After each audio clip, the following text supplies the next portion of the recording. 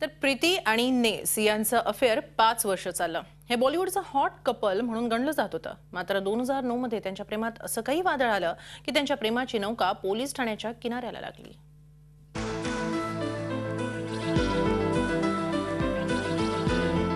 Bombay dyeing सारख्या नामांकित कंपनीचा मालक आणि बॉलिवूडची अभिनेत्री यांच्यातल्या प्रेमसंबंधाची कहाणी हिंदी सिनेमाच्या कथेपेक्षा काही वेगळी नाही.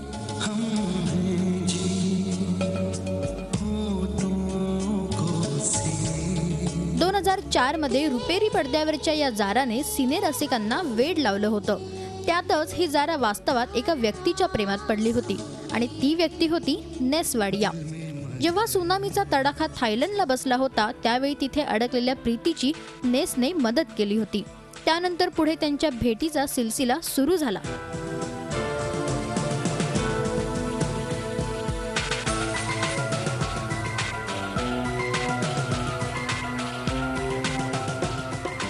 आणि मैत्रीचं रूपांतर प्रेमात झालं.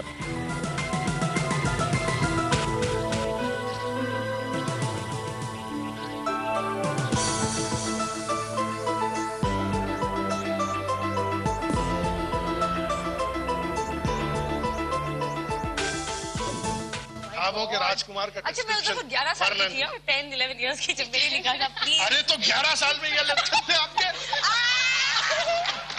भाई इसका क्या मतलब है? Oh my God. We have heard of early starts in life but this early? मैं पढ़ के सुनाता हूँ. ये हाथ की लिखी बात है, मैं मन से नहीं पढ़ रहा हूँ. He should be sexy, hot, smart, well built, with piercing and romantic eyes. Should be a damn rich person. जवळपास 2009 पर्यंत त्यांचं अफेअर सुरू होतं. या काळात अनेक फिल्मी पार्ट्या आणि कार्यक्रमात हे जोडपं हातात हात घालून फिरताना दिसलं. नेस वाडियाने IPL टीम खरेदी केली, त्यात प्रीतीचाही सहभाग होता.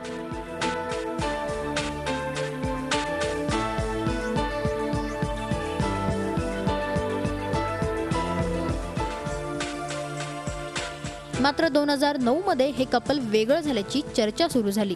सुरुवातीला कुणाचाच विश्वास बसला नाही, मात्र ही बातमी खरी होती. आणि आता तर प्रीतीने नेस विरोधात पोलिसात तक्रार दाखल केली आहे. याविषयी फिल्म जाणकार म्हणतात, सेलिब्रिटीज असल्यामुळे ह्या घटनेची मोठ्या प्रमाणावर चर्चा होत आहे की ह्यांना नाव आहे, वलय आहे, यांच्याविषयी लोक जाणून घेऊ इच्छितात किंवा ह्यांना एक न्यूज व्हॅल्यू आहे. त्या न्यूज व्हॅल्यूमुळे असं होतं की अरे हे असं कसं घडलं.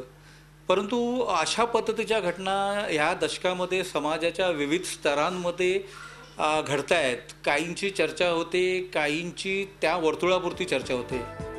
बॉलिवूड सूत्रांनी दिलेल्या माहितीनुसार प्रीतीला लग्नानंतरही सिनेमात काम करण्याची इच्छा होती, मात्र नेसला ते पसंत नव्हतं आणि त्यातूनच हा वाद झाल्याचं बोललं जातंय. सेलिब्रिटींच्या बाबतीत अशा प्रकरणात घटनेमागचं तथ्य महत्त्वाचं असल्याचं काही जाणकारांना वाटतंय. काय झालंय नक्की हे अजून बाहेर यायचंय. ते CC फुटेज बघणार वगैरे सांगणार, त्यामुळे बाहेर आलंच नाही त्याच्याविषयी मत देणं हे योग्य नाही असं मला वाटतं. पण एक गोष्ट मात्र मला नक्की वाटते की जे काय घडलं असं ते सांगतायत म्हणजे तो नेस सांगतोय की माझ्या लोकांना जागा मिळाली नाही सगळी, ही त्याच्याविषयी काही बोलतच नाही. ह्याच्या मागे वाटतं त्यापेक्षा जास्त बरंच काही. खरं तर बॉलिवूड आणि अफेअर्स यांचं फार जुनं नातं आहे. इथे मनं जेवढ्या लवकर जुळतात तेवढ्याच लवकर ती तुटतातही. यापूर्वीही अशी अनेक ब्रेकअप्स बॉलिवूडमध्ये झाली आहेत, पण ती या थराला क्वचितच गेली.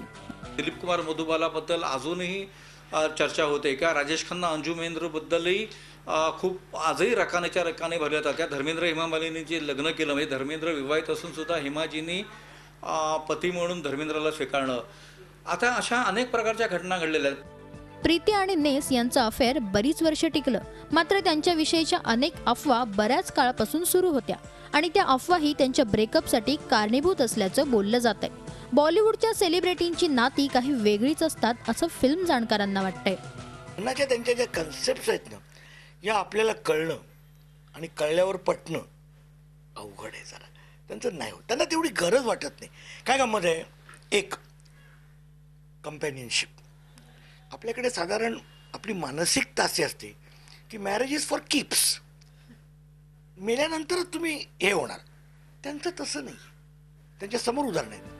बॉलिवूडमध्ये लव तसेच ब्रेकअपची अनेक उदाहरणं आहेत, पण प्रीती आणि नेसचं प्रकरण एका वेगळ्या वळणावर येऊन ठेपलंय. Bureau report, Zee Media, Mumbai. Zee 24 तास रहा एक पाऊल पुढे.